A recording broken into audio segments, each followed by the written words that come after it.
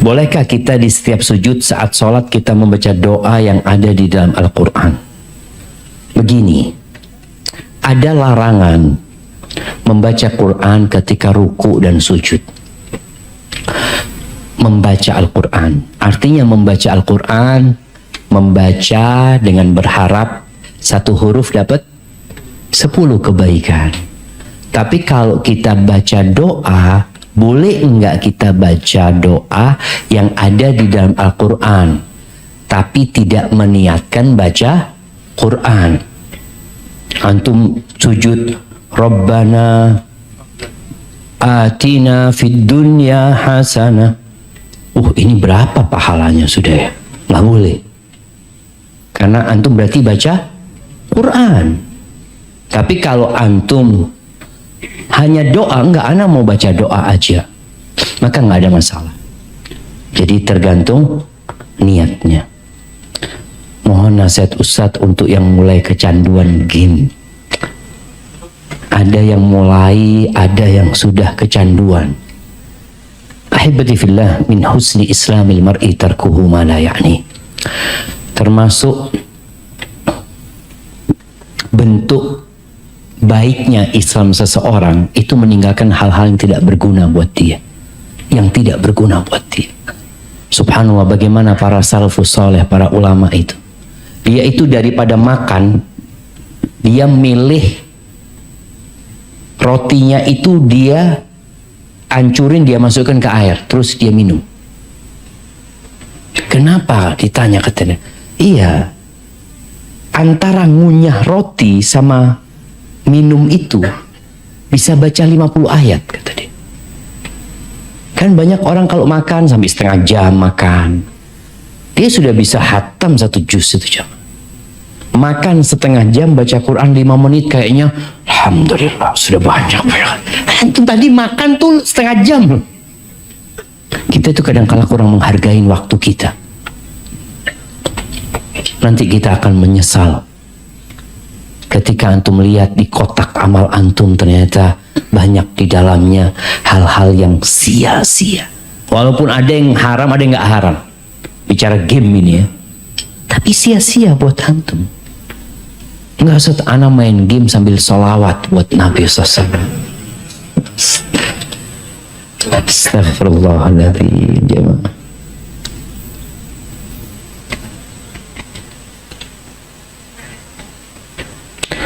Nah, ana lihat pertanyaan yang mungkin berkaitan dengan ini, yang berkaitan dengan tema. Antum ambil ini lagi, bisa di Bismillah. Jemaah yang tidak dibaca pertanyaannya, jangan pesimis, jangan kecewa, karena antum sudah mencatat dalam timbangan kebaikan antum sebenarnya. Semoga apa yang antum catat ini telah ketika di padang mahsyar antum dapat rapot, antum dapat catatan ini di sana. Maka kita senantiasa sebagai muslim yang optimis dan berbaik sangka sama Allah Azza wa Jalla.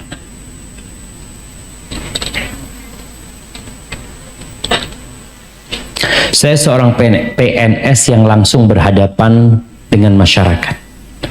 Mengenai masa depan, saya tidak mau memiliki jabatan tinggi dan hanya berfokus pada pelayanan prima. Jadi apa ini termasuk dosa? Karena saya hanya ingin menjadi PNS yang sadar akhirat. Iya, ahibati fillah, jabatan itu sebenarnya bisa menjadi manfaat dan bisa menjadi mudarat gitu loh. Ada orang yang mengejar jabatan karena ambisi dunia. Dia kepingin lebih dihormatin masyarakat, dia kepingin gajinya lebih besar. Tapi ada orang yang bekerja, enggak Ustaz, anak kepingin lebih bermanfaat buat manusia. Maka kembali kepada niat. Kalau dikatakan enggak Ustaz, anak takut kasih jabatan yang lebih tinggi, takut nanti hari kiamat anak ditanya tentang jalan-jalan yang bolong-bolong itu.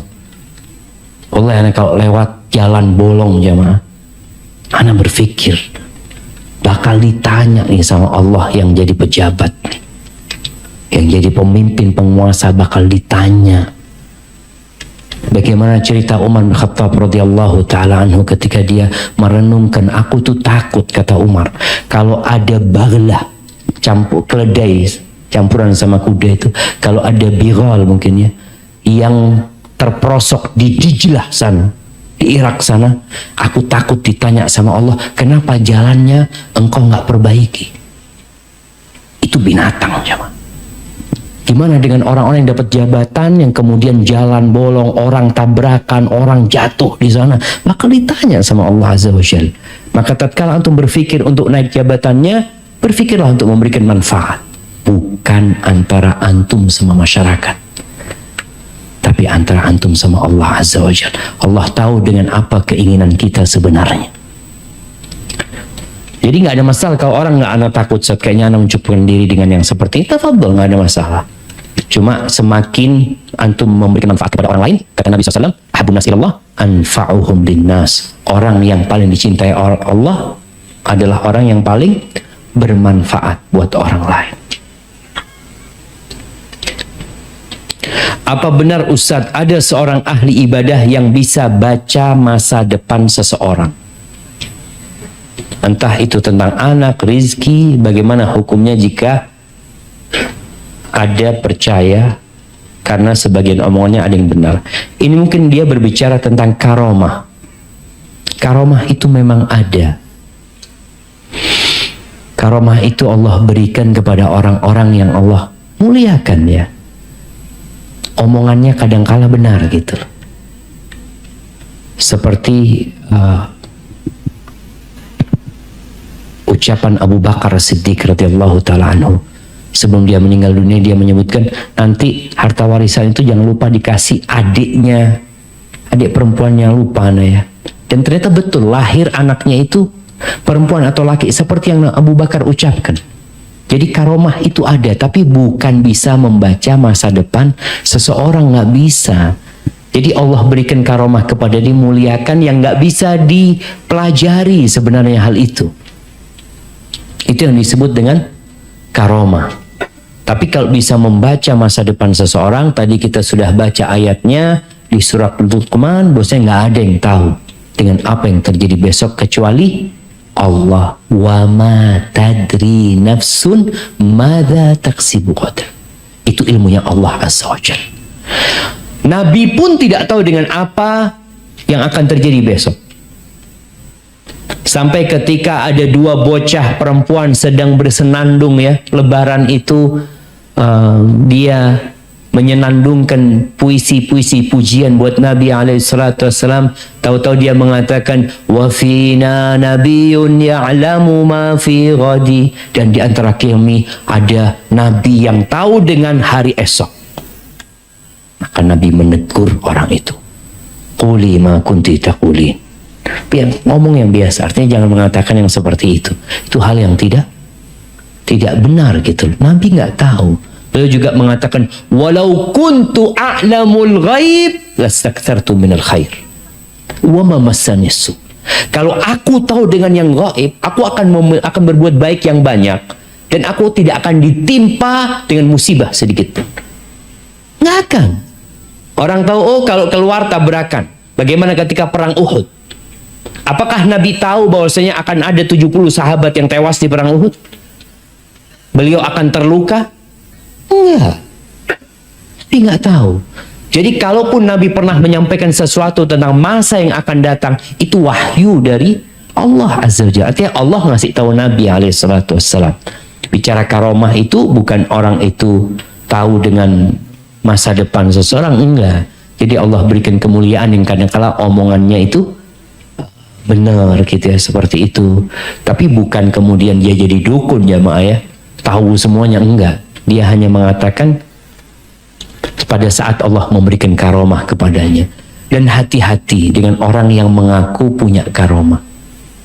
Waliullah itu nggak ngaku-ngaku saya ini waliullah. Karena para waliullah mengatakan la ya'riful wali illa wali. Yang tahu waliullah itu wali juga berarti. Jadi kalau antum mengakui dia wali, ana juga wali sama kayak antum. Maka hati-hati dengan yang seperti ini, karena pada saat ini banyak dukun-dukun yang berkedok Ustaz. Iya, banyak. Karena dukun yang model dulu, paranormal dulu itu sudah nggak diminatin sama masyarakat. Gitu. Barakallahu fikum. Saya punya adik yang suka bercerita tentang saudara suaminya. Karena perlakuan mereka yang kurang bagus terhadap adik saya. Ini termasuk digolongkan curhat atau ghibah. Ya, ada orang yang punya masalah dan ingin solusi. Maka nggak apa-apa kita ceritakan. Aku punya masalah kayak gini, apa yang harus aku lakukan? Tapi kalau sekedar cerita dan tidak pernah ada solusi dan juga tidak pernah memberikan solusi, adanya ghibah gitu. Kemudian kalau menceritakan seseorang yang melakukan tindakan buruk kepada kita dan kita hendak mencari solusi, maka kita harus tepat ngomongnya sama siapa. Kita, oh kayaknya orang ini bisa bantu gitu, baru kita ngomong gitu. Atau kita sedang meminta fatwa, datang ke Ustadz. Ustadz, anak punya masalah, suami anak itu kayak gini. Dia menceritakan keburukan suami. Dia sedang meminta fatwa. Boleh.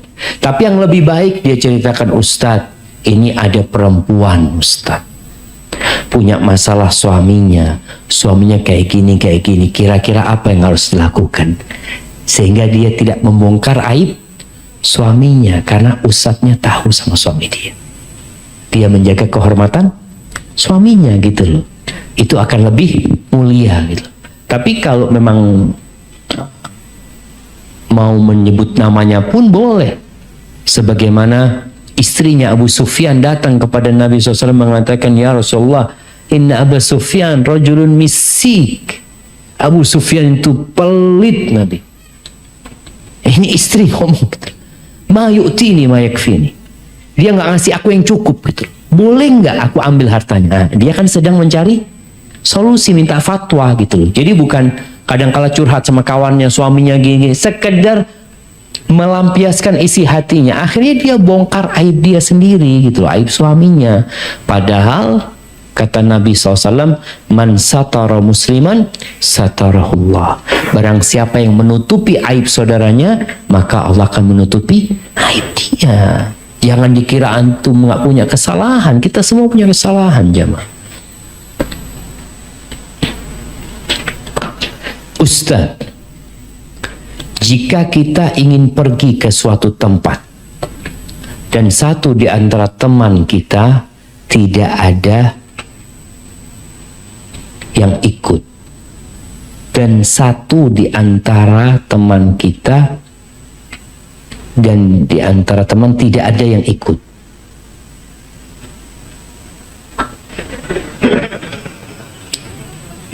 Allahu Akbar jamaah. Tunggu jamaah, kayaknya minum dulu jamaah biar bisa faham. Bismillah. Alhamdulillah. Jika kita ingin pergi ke suatu tempat dan satu di antara teman tidak ada yang ikut,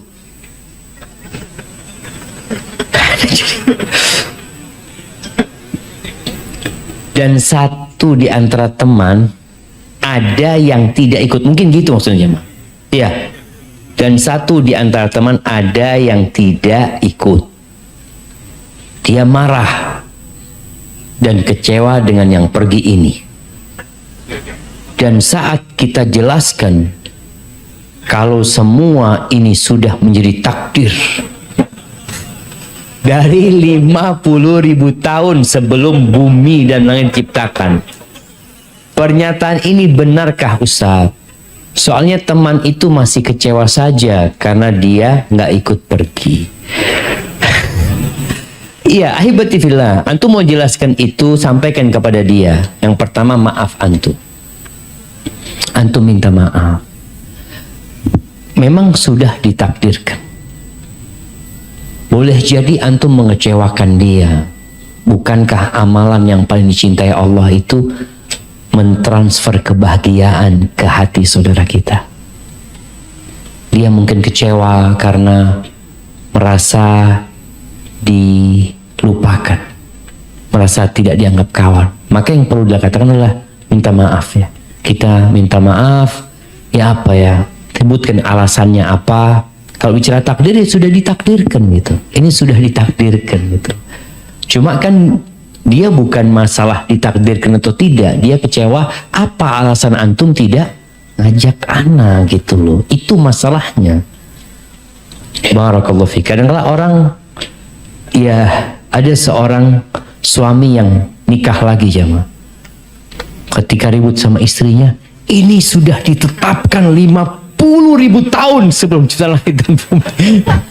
Iya, cuma kan kadang-kala perlu ya penjelasan bagaimana menenangkan hatinya ya.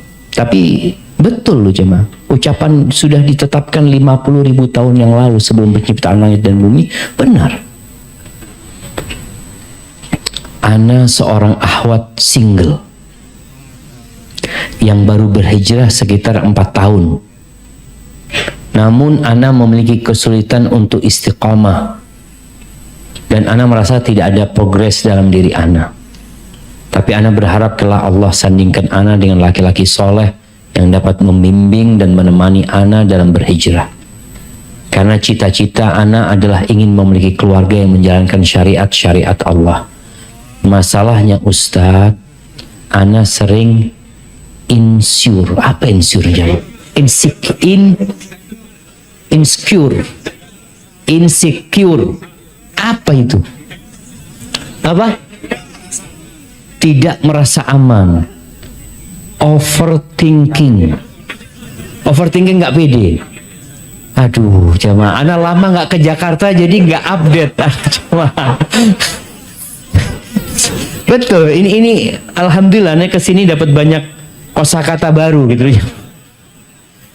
Perihal jodoh anak kelak Ustaz. Apa dengan diri anak yang seperti ini, yang masih suka futur, masih lalai, akan mendapatkan laki-laki soleh itu Ustaz?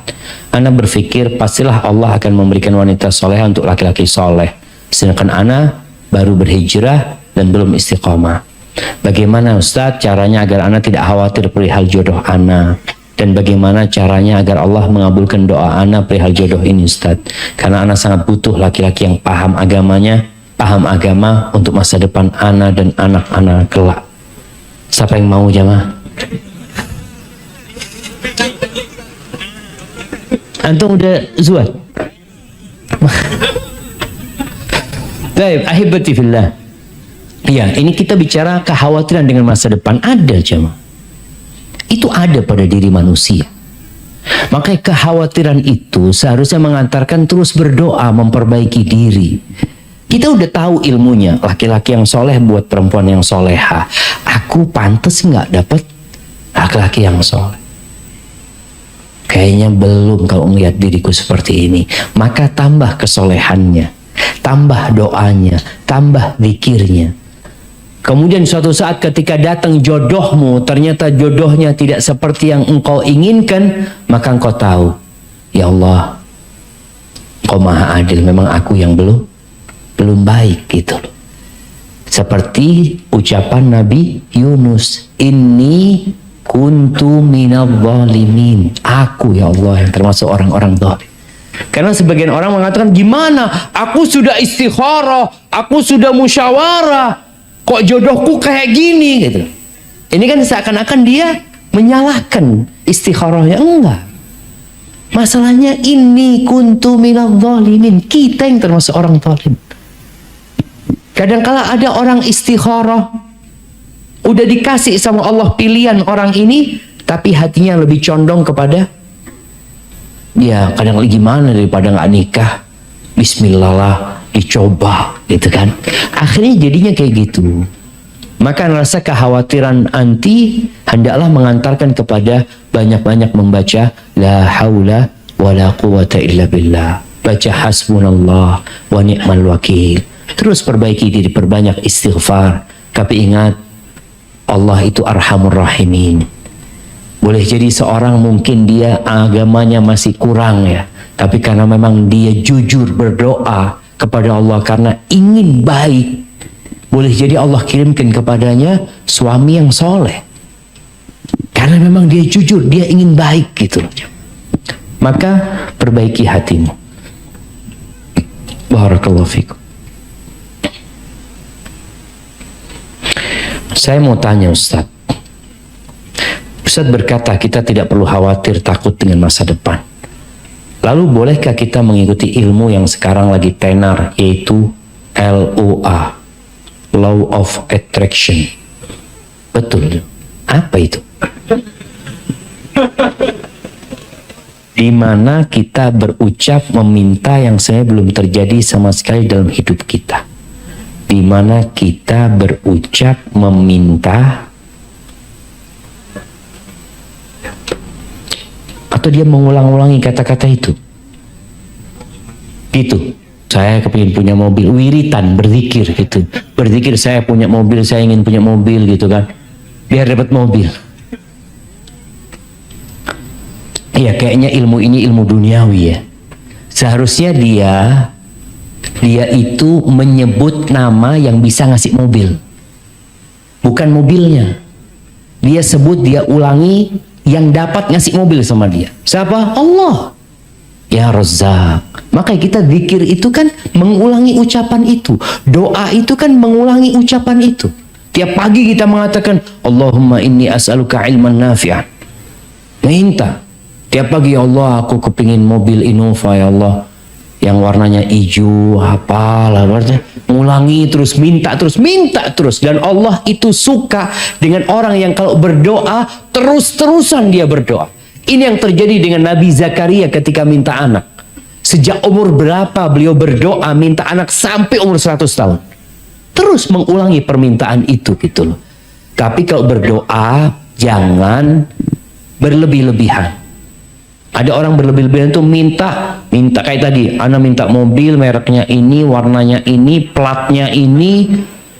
Itu berlebih-lebihan. Minta sama Allah, Allah marzuqni markaban haniyan. Ya Allah, kasih aku kendaraan yang nyaman ya Allah buat keluargaku. Jadi nggak perlu sebut merek. Tapi Ustaz, kalau anak ingin seorang akhwat Ustaz, boleh sebut namanya? Boleh, asalkan dia belum nikah. Nah, jangan sebut ini sudah istrinya orang, disebut berulang kali minta, berarti antum doakan dia bercerai gitu kan. Nah, jadi antum boleh minta, aku minta ya Allah nikahkan aku dengan fulan ya Allah. Tapi boleh jadi antum nggak tahu fulan itu baik apa enggak buat antum. Maka yang lebih baik kalau urusan-urusan dunia itu sampaikan ya Allah, kalau fulana baik buat aku, kasihkan aku ya Allah. Karena Allah yang lebih tahu jemaah. Jadi menyebut apa namanya tadi? LOA, Law of Attraction.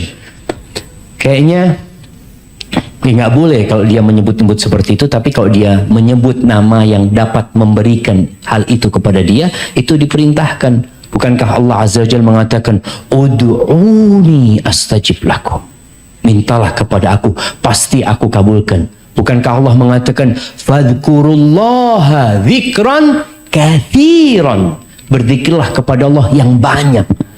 Makanya Nabi mengulangi subhanallah wa bihamdi subhanallahil azim, terus ulangi seperti itu, dan niscaya Allah akan kabulkan doa kita. Jadi ingat, rasa khawatir dengan masa depan itu ada loh jemaah. Ada di diri kita kekhawatiran itu. Tapi tugas kita adalah bagaimana kita memohon kepada Allah agar Allah memberikan yang terbaik kepada kita. Doa yang paling indah yang Nabi ajarkan adalah Rabbana atina fid dunya hasanah wa fil akhirati hasanah wa qina adzabannar. Ada seorang sahabat, dia sakit parah jemaah, parah banget. Nabi membesuk dia ke rumahnya, itu diriwayatkan seperti burung yang sakit. Tahu kalau ayam sakit ya, unggas kalau sakit itu kelihatan dia. Kata Nabi SAW, hal da'uta Allah bisyai', apakah engkau berdoa memohon kepada Allah, meminta sesuatu? Iya ya Rasulullah. Aku berdoa mengatakan kepada Allah, Allahumma ma kunta mu'adzibi fil akhirah fa'ajjilhu li fid dunya. Ya Allah, hukum yang hendak engkau berikan kepada aku di akhirat, dia takut jam. Dia takut dengan neraka. Dia takut dengan hukum di akhirat itu. Yang Allah menyebutkan wala adzabul akhirati akbar. Azab akhir itu jauh lebih berat. Maka rasa takut ini membuat dia mengatakan, Allah, kalau engkau hendak hukum azab apa yang engkau akan berikan kepada aku di akhirat, fa'ajjilhu li fid dunya, segerakan buat aku di dunia. Bayangkan, dari takutnya dia sama hukum Allah di akhirat. Apa kata Nabi SAW? Innaka la tastati'u dhalik, innaka la tutiquhu. Engkau gak akan mampu menerima azab Allah Azza wa Jalla. Halla sa'altallah al-afiyah. Kenapa doamu gak minta afiyah sama Allah, minta keselamatan sama Allah? Kenapa engkau gak berdoa mengatakan Allahumma atina fid dunya hasanah wa fil akhirati hasanah wa qina adzabannar? Seharusnya itu yang kau baca. Akhirnya sahabat ini baca doa itu, disembuhkan. Doa itu kan kita juga minta diselamatkan dari api neraka, jemaah. Bukan minta azab di sana dipindah ke dunia. Bukan. Maka semua kekhawatiran kita hendaklah mengantarkan kita untuk kembali kepada Allah, minta sama Allah, dan ketika sesuatu yang tidak kita sukai terjadi, sabar. Ucapkan inna lillahi wa inna ilaihi raji'un. Ketika kita dapat nikmat, bersyukur kepada Allah dan berbagi sama orang lain. Jemaah, pertanyaan terakhir Anda baca ya. Nah, apakah saya dosa bila selalu memikirkan masa depan anak-anak saya? Terutama anak saya mempunyai sakit bipolar. Jika saya dipanggil Allah, saya sangat khawatir tidak dapat mendampingi anak saya lagi yang selalu rutin untuk ke dokter. Saya selalu khawatir jika anak saya kembali tidak dapat mengontrol pikirannya. Mohon pencerahannya, Ustaz. Subhanallah. Iya jemaah, rasa takut ini ujian dari Allah Azza wa Jalla. Dia takut gitu, nanti gimana. Orang kadang, kalau aku mati gimana anak-anak sekolahnya nanti ya? Terus gimana yang ngerawat anak-anak itu siapa? Ketika kita tahu Allah itu khairul hafidhan, sebaik-baiknya penjaga itu Allah, maka orang tua hendaklah menitipkan anak itu kepada Allah Azza wa Jalla. Kenapa orang-orang sekarang ikut asuransi? Karena rasa khawatir tadi, rasa takut. Ada asuransi sekolah, ada asuransi kesehatan, ada asuransi, macam-macam asuransi itu jam. Dan perusahaan-perusahaan asuransi ini tahu dengan adanya rasa takut dengan masa depan orang itu, sehingga dia menawarkan, nih, aku tawarkan ini dan itu. Sedangkan seharusnya seorang muslim menitipkan anak-anaknya kepada Allah Azza wa Jalla. Kita kalau safar jemaah, orang tua kalau safar meninggalkan anak-anaknya, dia keluar kota, dia kalau berpikir gimana nanti anakku ini dan itu, maka dianjurkan juga bagi orang yang kalau mengantarkan orang lain perjalanan mendoakan astaudiukallah, aku titipkan engkau sama Allah, aku titipkan engkau sama Allah. Dan doanya musafir, dia mengatakan Allahumma antas sahibu fis safar wal khalifatu fil, ya Allah, engkau yang menemani dalam perjalanan dan engkau yang mengganti menjagain keluargaku yang ditinggal, ya Allah. Jadi rasa khawatir ini jangan kemudian membuat kita memikirkan sebab-sebab yang dapat menjaga mereka, lupa dengan yang menciptakan sebab-sebab itu. Maka kita harus benar-benar, ya memang orang tua mempersiapkan buat masa depan anaknya nggak apa-apa. Nabi juga pernah mengatakan alaihi salatu wassalam kepada Sa'ad bin Abi Waqqas, ya, ketika dia hendak mewasiatkan hartanya semuanya, dia hendak mewasiatkan 3/4 hartanya, kata Nabi SAW, cukup 1/3, dan 1/3 itu udah banyak gitu.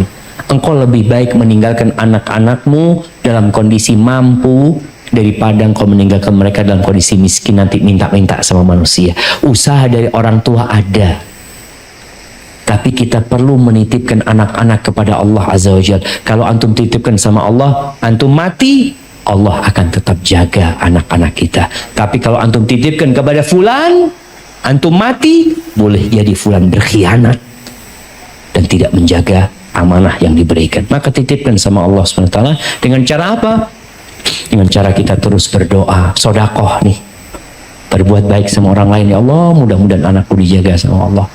Dan terus melaksanakan sholat malam untuk memohon kepada Sang Pencipta. Barakallahu fikum. Kurang lebihnya mohon maaf. Ketika keluar rumah baca doa, mau tidur baca doa, bangun tidur baca doa, semua gerak-gerik antum hendaklah selalu dengan nama Allah Azza wa Jalla. Dengan itu semua kekhawatiran akan hilang karena kita bersama yang Maha Kaya, yang Maha Kuat dan Maha Bisa. Subhanakallahumma bihamdika asyhadu an la ilaha illa anta astaghfiruka wa atubu ilaik. Assalamualaikum warahmatullahi wabarakatuh.